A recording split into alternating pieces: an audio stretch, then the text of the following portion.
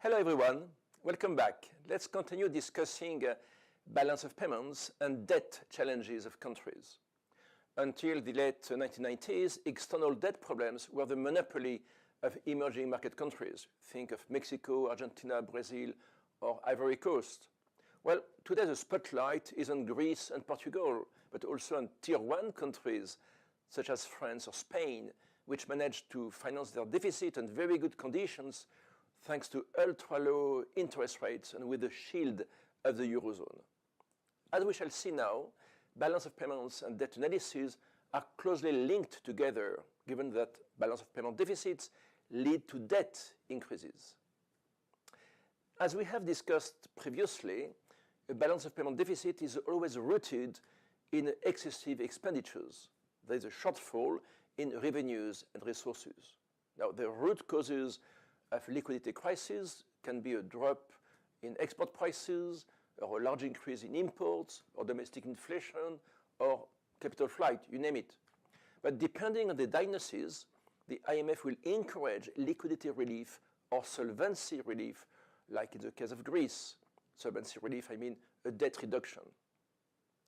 External financing does not always lead to increasing debt, as we have seen, remember, with FDI, foreign direct investment. There's a long-term relation between private capital and economic growth that might be misleading due to volatility of private financing flows. The frequency of booms and busts might leave countries ultimately worse off if the debt is not invested in productive investment.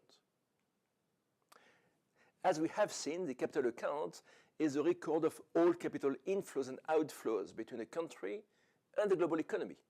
Now, gross capital flows come and go, of course, and the risk analyst will put a spotlight on net flows. However, a country must meet not only its debt repayments, but also its interest payments. Hence the focus on net transfers, which, for many countries, are negative.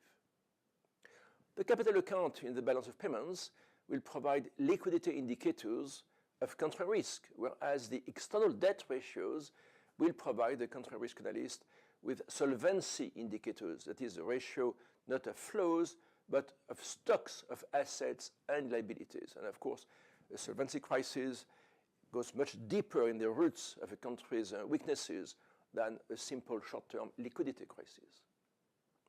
Overall, official flows to developing countries are meager, very small, accounting for only 5% of total capital flows. The bulk of financing today comes from private sources, not much banks, which have cut lending since the late 1990s, in fact, or since the mid-1980s, but from private investors, bonds and foreign direct investment. FDI accounts for nearly 50% of total inflows to emerging market economies. Well, the balance of payments gives us all the ingredients to build up a few key external liquidity ratios. By summing up all revenues, that is, revenues of export of goods and services, coupled with capital inflows, that we shall compare with the expenditures, that is, debt servicing expenditures, that comprise interest payments, coupled with debt repayments or principal repayments, often summarized by the letter P, P for principal. There is no need to get surrounded by 24 ratios and debt indicators. Believe me, there are clear diminishing returns in multiplying the number of ratios and debt indicators. These 10 ratios here in the graph should be enough to start an in-depth analysis of a country's debt, coupled with a close focus on the structure of the debt. That's crucial. That is the debt maturity structure, its main creditors, interest rates, floating, fixed, yields, and CDS, credit default swaps. The question is, when is much too much? That is, where is the boiling point in liquidity and solvency ratios? There is a lot of academic research that aims at defining thresholds beyond which a crisis will emerge. One must take this threshold with a grain of salt, given that much depends on the country's specific strength and weaknesses, and also its integration within the globalized economy. Let's look at the first debt analysis. What is clear is that to stabilize the interest to export ratio at a certain level, the growth rate of export revenues must match the average rate of interest on the debt. And this is challenging, given that there is a large volatility in international rates of interest, but also in export volumes and prices. A second relation links the debt to GDP ratio, solvency, with the rate of interest, the GDP growth rate, and the country's primary surplus. The primary surplus is a surplus that depends on the country's economic policy, that is, excluding the cost of interest payments. Given that the country's government has no control over the rate of interest and has little direct control over the GDP growth rate, the spotlight is on the primary surplus. The country's government must control and shrink the deficit in order to boost the primary surplus. That's exactly what happens in Greece. Finally, there is a relation between the debt to GDP ratio and the balance of payments deficit. To stabilize the debt to GDP ratio with a given GDP growth rate, well, there is a maximum limit on the deficit. Well, precisely looking at solvency ratios, debt to GDP, most developed countries suffer from very heavy debt burdens. Public debt to GDP is around 100% for the majority of OECD countries. But worse, total debt to GDP is around 300%. By the way, looking at the total debt of companies, households, and banks, China is not in a good shape, with a ratio larger than 250%, which typically is a time bomb in China. Indeed, the country risk analyst will look not only at public or sovereign debt, but at the total debt outstanding, including, of course, private debt. In China, again, what is growing rapidly is not the debt of the government, but the debt of banks, financial institutions, and private companies.